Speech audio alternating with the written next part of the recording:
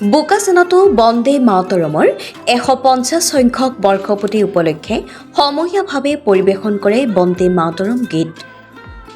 দেশৰ ৰাষ্ট্ৰগীত বন্দে মাতৰমে সম্পূৰ্ণ কৰিলে 150 বছৰীয়া গৌৰৱময় যাত্ৰা।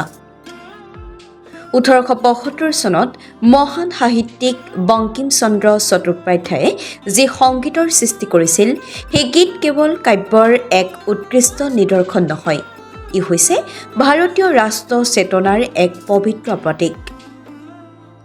মাতৃভূমিৰ প্ৰতি ভক্তি সুৰেৰে সমৃদ্ধ এই গীতটিয়ে ভাৰতীয় সাহিত্যৰ পৃষ্ঠাত চৰ্চা লাভ কৰে। 150 বছৰীয়া যাত্ৰাৰ সাক্ষ্য বহন কৰা বন্দে মাতৰমৰ গীতটিয়ে দেশবাসীৰ অন্তৰত সৰ্বদা এক গভীৰ দেশপ্ৰেমৰ বোধ জাগ্ৰত কৰি আহিছে। ই কেৱল এটা গীত নহয়, বৰঞ্চ ভাৰতীয় স্বাধীনতা সংগ্ৰামৰ আত্মাৰ প্ৰতীক, যিয়ে স্বাধীনতাৰ যুঁজত নতুন শক্তিৰ সঞ্চাৰ কৰাই নহয়, ভাৰতীয় ভাষা সাহিত্যকো শক্তিশালী কৰি নতুন মাত্ৰা প্ৰদান কৰিছিল।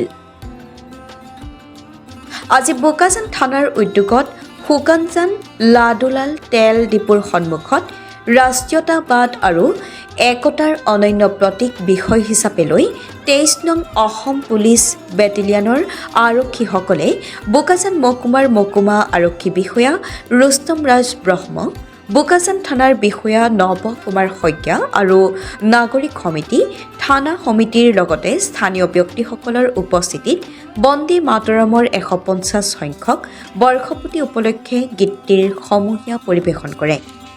বোকাজানৰ পৰা Tridip Gogoi report, reporter live Assam. ভাগ্যৱান বুলি ক'ব লাগিব। আজি 150 বছৰ সম্পূৰ্ণ হোৱাৰ পিছত আমি বন্দে মাতৰম গীতটো আমাৰ 23rd AP বেটেলিয়নৰ পৰা আমি আহি মই ইয়াতে আপোনালোকক উপভোগ কৰিব পাৰিছোঁ। 150 বছৰ যিটো নেকি গীত সমগ্ৰ ভাৰতৰ লগতে আমিও একেলগে সংগতি মিলাই চলি যাবলৈ কাৰণে আমি নিজকে সৌভাগ্য বুলি কেনে ভাবিছোঁ। প্ৰথমতে আমি আহি কৰিলোঁ কাৰ্বি আংলঙৰ খটখটিত, তাৰপিছত ইয়াৰ পিছতে গ'লোঁ আমি আকৌ লাহৰিজানত, লাহৰিজান কাৰাগাঁও আমাৰ যিটো নেকি এটা কথাই ক'ব গৈছোঁ, যিবিলাক নেকি আমাৰ নৱপ্ৰজন্ম যুৱ প্ৰজন্ম তেখেতসকলে এই গীতটো ভালকৈ শুনক, ভালকৈ বুজক।